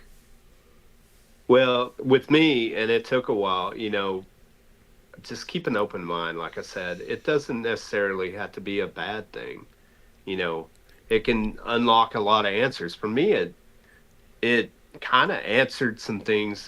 Like I knew from like I said, growing up, that I believed in paranormal, but now I've seen it with my own eyes. Better than I had ever seen it before in my life. I told the story about me looking out the window when I was a kid and seeing a face up against the window, Yeah. and hearing stories from my parents and stuff like that, and hearing creepy things, growing up in the Ozarks. But for seeing it with my own eyes, like I said, I guess I have a lot of answers that will never be answered because I don't know, you know, and Yeah. it's ghost. I don't want to say ghost hunting. Paranormal investigating can be very frustrating. Very frustrating. Yeah. You will go to a lot of cool places. Um, like you said earlier, you'll catch something, but of course the cameras won't be rolling or something like that. It can take a lot of your family life, Hmm. which is a bad thing. You got to be able to balance, all that stuff out and keep an open mind, and, try to have some fun with it. We were able to have a lot of fun with it. That's some of the best times of my life. And Hmm. we got to see some places that a lot of people they'll never get to see. Yeah. It's unfortunately, the way we things kind of split off the way they did. But I think, with me, I needed to step back and count my blessings, for, you know, Yeah. what I experienced. And maybe I was lucky, that could have ended very badly. Yeah. Uh, and I think about that all the time too. I'm just thankful that it's one of me and not one of those kids that was with us, and that's, Yeah. but I don't, like I said before, I don't think anything was trying to hurt me. And I think, I don't think any spirit is out to hurt anybody, uh, they just, Right. they either want to be left alone or they want to be heard, and they'll let you know one way or the other. Yeah. Oh yeah. Well, I'm gonna see if anybody has any questions for you here in the chat. It's probably a little bit of a lag in time there. We got a Probably question right not. here. I'm pretty boring. I get concerned over some of the same investigators investigating the same place. What do you think? Is that for me or David? That's for Is that you. for you, David? Oh, ah, well, it depends on what kind of investigators they are. Like, um, you know, I I do think, on one hand, I think that it draws out. It's bad for the people that maybe own the property. You know, but maybe they like the company. Maybe they like a new face. Maybe it's new energy. Maybe something draws that person to that place too. I Yeah. like going back home. Maybe I was drawn to go back there just to you know say goodbye or try to say goodbye, and she wasn't there, and something else was there. But I don't think it necessarily is a bad thing. Right. Depending on the type of people that go there. If it's whoever the guys I mentioned earlier that try to pick a fight with every ghost, and somehow they get in a fist fight with every ghost every episode. They get possessed every time. Every time. Yeah. It's those kind of guys that make a lot of money that give some guys a bad name. Yeah. And I definitely think it emotionally numb. Yeah, I definitely think it affects the person. I know it affected me, for a long time. I was very jumpy, and I can't explain that. Not so much scared, just kind of, Yeah. got to the point where I'm like, I was afraid something was going to follow me home. Yeah. So yeah, I definitely think it affects it emotionally too. I feel bad, for some of these spirits or whatever. I feel really bad. Maybe some of them don't know they're dead, or maybe they just want to see a loved one, and they, maybe they can't do that, and that's, and then you got to think, you're in their house, Yep.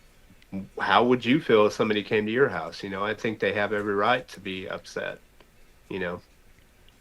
Now I want to throw in a couple things from my experience. There's been some places that I've visited over and over and over and over and over and over and over again, and I have multiple videos on some of these places here on the channel. And one of them, like the Garnett House, the 1858 Garnett House, I've probably visited that place, I don't know, north of 50 times, and it got to the point where like it felt like I built a relationship with whatever was there, to the point where like I could ask it to do something and it would do something, whether that was make a sound, let me hear its voice, growl at me, whatever. And like I said earlier in the show, like the more you go to a place, the more you're exposing yourself to it, and the more you're opening up when you're trying to communicate with it. So like you have to imagine like two people meeting and trying to talk to each other. The more they talk to each other, the more information and more conversation starts to happen. So it's going to be kind of like talking to a spirit too. If the spirit's willing to communicate with you, the more you talk to it, the more you have this interaction, the more you're going to experience it. And I think that just lends to building a relationship with the spirit. Not to say that you're going to get experiences every time, but you'll see and you'll notice some investigators will be able to get more evidence than others. And there's a reason for that. That's because of the way they investigate, the amount of times that they've been to a location, or just their willingness to open up. And I think that says a lot about, number one, the investigator, but also, number two, it kind of explains a lot more about the paranormal field and how it should be approached. So. And Lori says, Gene, do you think being a skeptical investigator with a completely open mind to accept the possibility, sorry, my eyes are really bad, accept the possibility of making a connection is helpful or a hindrance? I think it's helpful. I mean, I definitely have an open mind, but at the same time, I am skeptical. And sometimes, if you hear something, and you think it's too good to be true, it's too damn good to be true. The Pickman house, I think something is there? Probably. Is it to the extent that, that they're saying it is? No. Have they ever, I wouldn't even doubt if they've ever had a paranormal experience there. Like the house in Neosho. 47. I'm 50. I don't even hear it. The house in Neosho. I don't know if you remember this, David. Dan. Yeah. Or I won't even say their names. The husband. Sorry, his name is Dan, but I won't say the wife's name. I'm sorry, in case they're watching. Don't do it. You're doxing them. Now I got some great stories to tell you that I can't tell on here. But all right. So you remember, like, they were talking about hallucinating and stuff like that, and her hair was like falling out and stuff like that, and he had like open sores on him and stuff like that.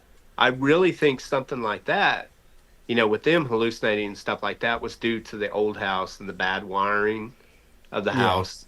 I don't know if you remember, we had that EMF detector that would pick up like ridiculous amounts of, stuff from like the refrigerator, or the wires above the house. You know what I mean? Yeah. And I think that was the majority of their stuff. Now the daughter, I really believe that she was more sensitive, and just like I've always felt like kids, they have these imaginary friends, right? Because they have an open mind. So I really think they are seeing somebody, Kid tells you they have an imaginary friend named Tom. They probably do. Old person, 70, 80 years old, and people call it dementia, and they're seeing their wife or their husband, right? I think they do, because their mind is almost going back to like that childlike state. Mm-hmm. And, our whole lives, it's beaten to our heads. There's no such things as ghosts and blah, blah, blah. Well, you get older and you kind of, all that goes out the window with most of your memories. But the memories, you might have, it could be your wife, and she could be sitting next to you. Maybe she is, and we just don't see it, And imaginary friends, to me, that's a dead giveaway that something's usually going on. When a kid can tell you in detail what this imaginary friend is doing, I'm sorry, there's that, I don't even like thinking about that. But it's and she had that imaginary friend. You remember the picture you took of her? I think Dan took that I said one. his name. Yeah, sitting next to the chair, she was talking to herself, and he walked in and snapped a picture, and there's that white looking glowing apparition as thing, she turned her head. Yeah.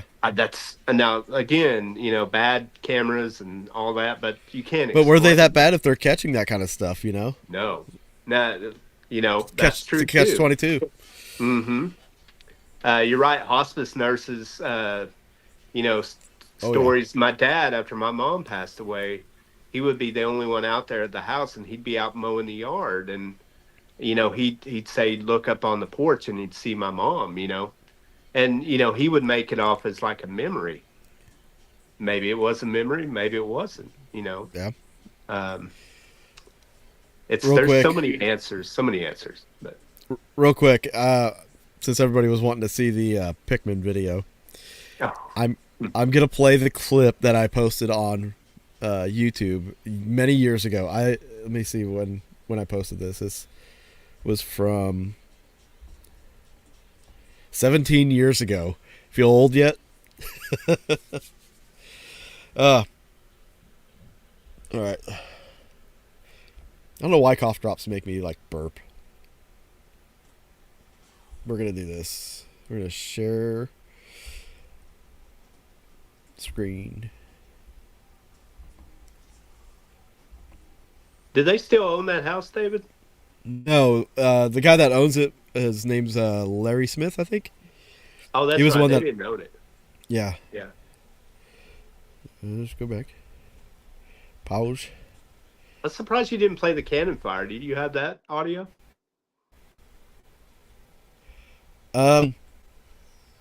I have that audio, but I'm gonna play that I'm gonna load that up on the Patreon page. So if you guys want to hear that audio as well as a couple other EVPs, I will load that on the Patreon page. So if you're not a member, it's only $1.99. You can sign up. Most Patreon pages will have you pay like $5, $6, $10, $14, $15. So $1.99 gets you everything. So yeah. So in this clip, there's anything you want. yeah, even the goodies. Hey, is it weird that your third nut hangs lower than your other two? Oh, yeah. All right, I'll shut up and play this. All right, there's gonna be like words and stuff on there, but you'll get the gist of it if you listen to our conversation earlier. So here we go.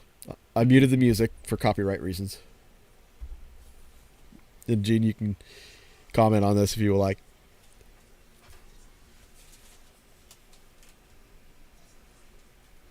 Gene and Tony are off to the left.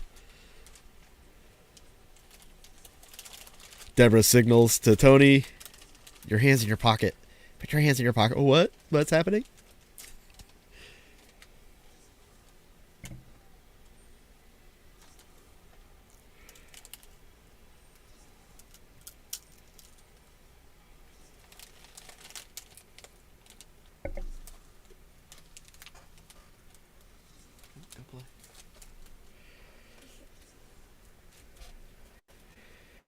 The funniest part is when he raises his arm in front of her.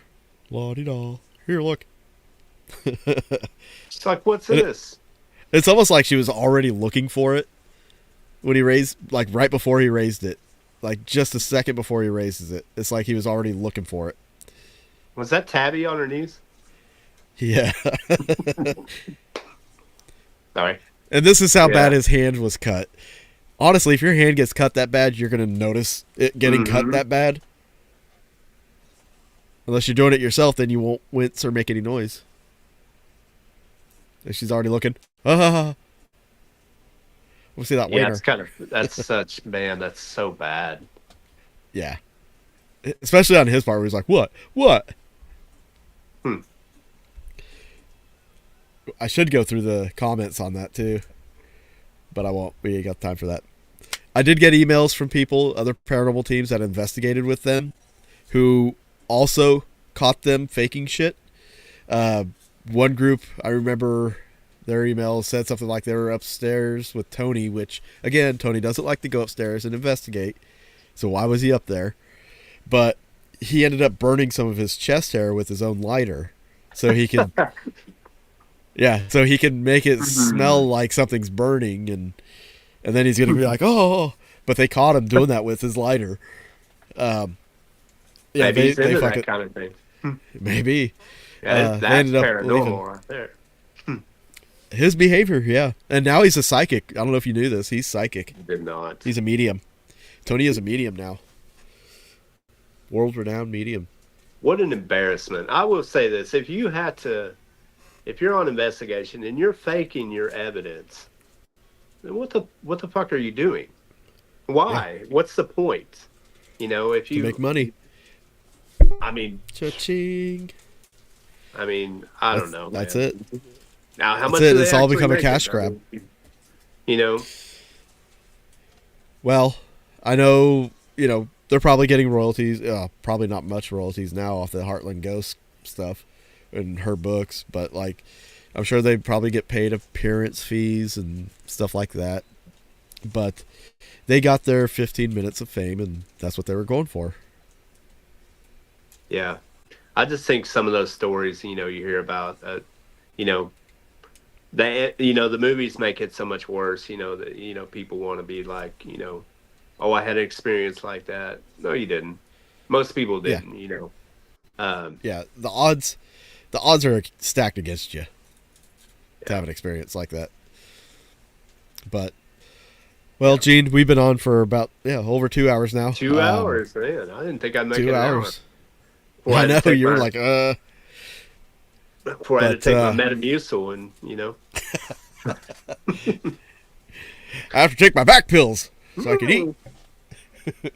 Yeah. But yeah, the this whole show was perfect. I thank you guys, the viewers watching. I appreciate you guys for being here, and I know some of you that follow the channel. You've seen like the videos I've done that are called Our Haunted Past, where we talk about stuff that was pre-haunting history here.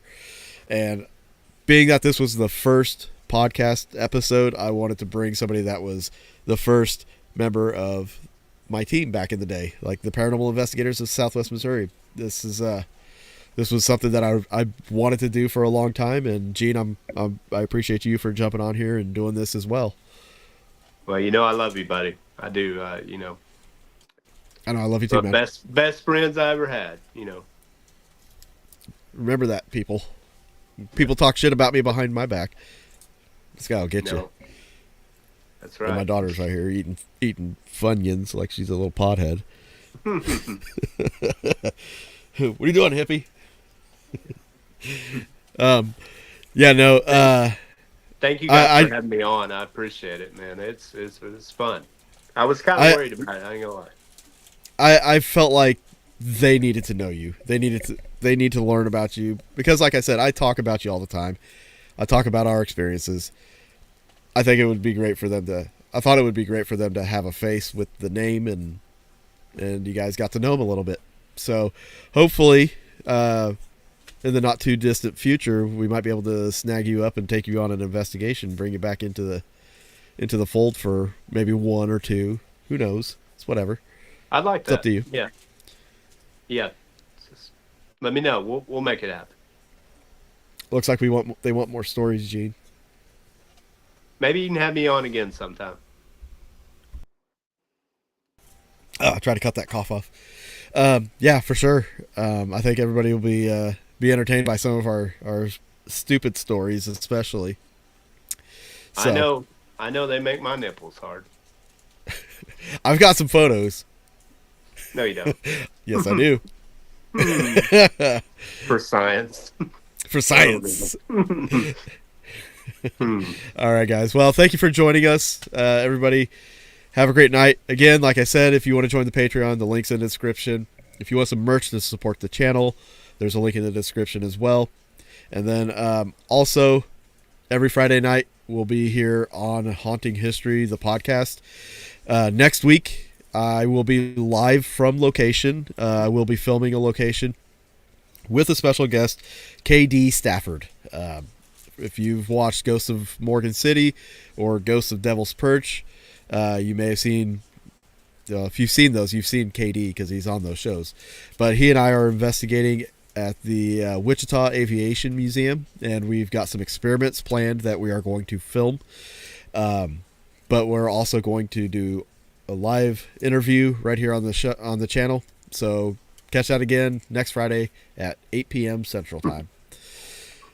Anything else you want to sign off with, Gene? I was reading that last comment about G's Gene's nipples will be on Patreon. If you're lucky.